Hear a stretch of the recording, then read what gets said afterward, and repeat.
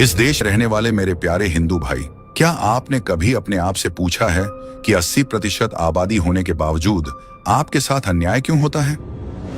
आप शोभा यात्रा निकालते हो तो आपके ऊपर पथराव हो जाता है।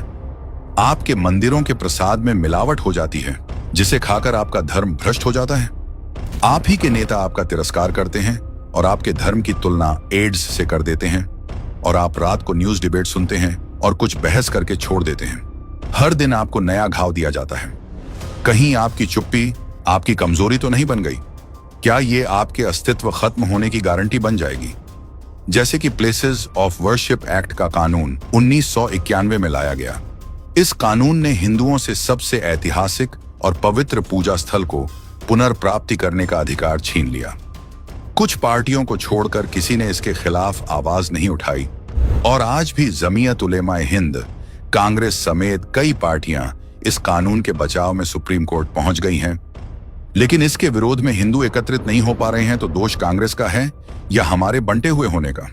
यह कितनी शर्मनाक बात है कि हमारी सभ्यता की जड़ों का, धार्मिक स्थलों का और आस्था का भद्दा मजाक बनाया जाता है। ऐसे विनाशकारी कायदे कानून बना दिए गए। आज जब भाजपा सरकार अतिक्रमण कार्रवाई करके जमीनों को मुक्त करवाती है, तब हम खुश होते हैं। अच्छी बात है, हमने उन्हें वोट भी इसलिए दिया है। लेकिन जब देवभूमि में मजारें बन रही थीं, कृष्ण नगरी द्वारका में अवैध निर्माण हो रहे थे, तब आम जनता या स्थानीय अधिकारियों ने आवाज क्यों नहीं उठाई? क्या उनकी आंखों पर पट्टी बंधी हुई थी? जब घुसपैठी आते हैं तो हम उन्हें रिपोर्ट करने की बजाय काम वालों की तरह रख लेते हैं, और जब उनकी बस्तियां बन जाती हैं तब हम सरकार को दोष देते हैं।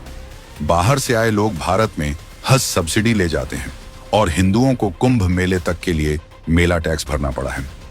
ज्ञानवापी खुद चीख चीख कर अपने अस्तित्व की कहानी बताती है, लेकिन फिर भी कोर्ट में साबित करने को हम बेबस हैं। जबकि कांग्रेस का बनाया वक्फ बोर्ड बिना किसी सवाल के किसी भी जमीन पर दावा कर सकता है।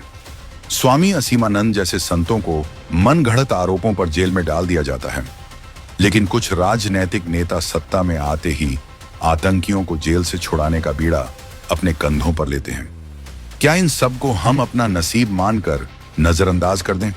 यासीन मलिक का पीएमओ में स्वागत होता है, राष्ट्रपति भवन में इफ्तार पार्टियां होती रहीं, लेकिन चीफ जस्टिस के घर प्रधानमंत्री गणेश पूजा कर लें तो पूरा लोकतंत्र खतरे में आ जाता है। अब समय आ गया है कि हम एकजुट हों, साथ हो, और कानूनी तरीके से उन ताकतों का सामना करें जो दशकों से हमारे धर्म, हमारी अस्तित्व को मिटाने पर तुले हुए हैं। कहीं ऐसा ना हो कि हमारी आने वाली पीढ़ियां हमारी चुप्पी को हमारी कायरता ना समझ लें। आपका खोया हुआ आत्मसम्मान। नाम बदला है, नियत नहीं। महाठगबंधन की जरूरत नहीं। आज ही लें संकल्प।